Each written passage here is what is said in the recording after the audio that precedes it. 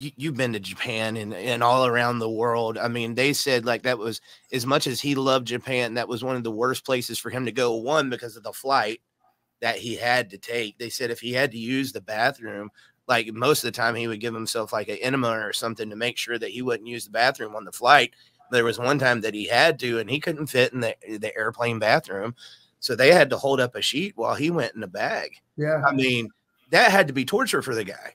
Okay, obesity. The closest thing that you could come to obesity in another country is if you talked about sumos, maybe. I noticed that when I was in England. I didn't see hardly any fat people in London. If you go to other countries, you're going to see a lot more bicycle riding. You're going to see a lot more walking taking place, but that's just because of there are more public type transits. They're jumping on the subway trains and things of that nature. So there's just more physicality of what they do. Speaking of which, I know most of the time you like to drive where you go, but I'm sure you've obviously had to make some airplane flights.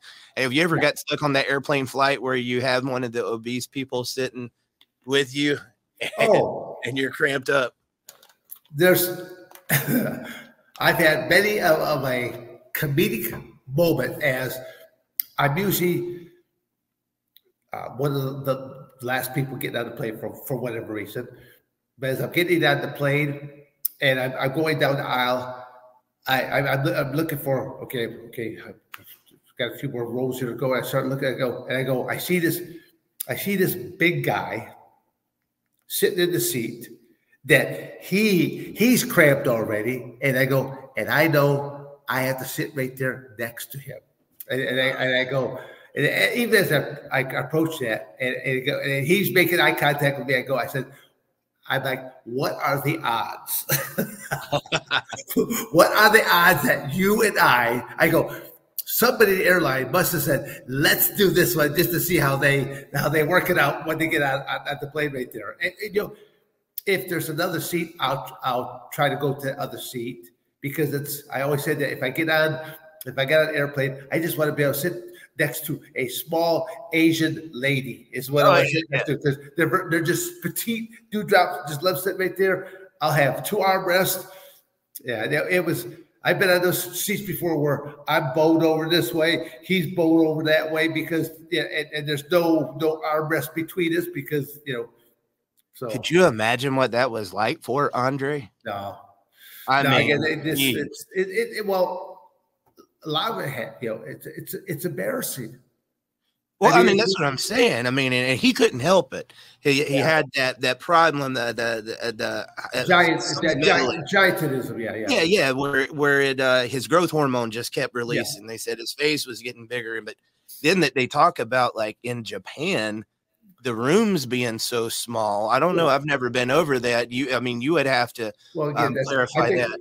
My first time, I could reach across. I could spread my arms out, and I could touch both walls in the hotel I stayed into. The bed I laid into is like I laid in this bed, and it had in the wall. It had a TV that was mounted in the wall that I literally had to part my feet just to see. I mean, but I thought, because that was way before what I call like this. There's a new thing that's been around for I think probably a decade or more called tiny homes. And so you have all these tiny homes where they take a very small area and they could see where they could put a desk, they could put a bed in a loft, and they have all in a little 10 by 10 type of space, all kinds of stuff. You got your kitchen here, your bed there, your bathroom here. It's like probably works good if you have a very smaller stature individual, but if you're a big person, it just makes it a whole lot not as easy. Just not as easy.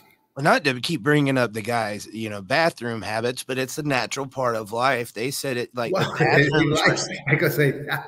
I mean, it is what it is. I mean, you got to do what you got to do. And in Andre's case, they said the bathrooms were so small over there, he literally had to put like a towel on the bed and go number 2 on the bed, and they would have to fold up the towel and clean that up. I can't imagine what it had to be like for Andre to go anywhere. I mean, that had to be crazy. Did you ever get to meet him, Dan? No. I just again just heard stories about him and other people that were referees that knew him personally and would travel with him at different times because he always kind of had one or two handlers that would be with around him just to kind of help him.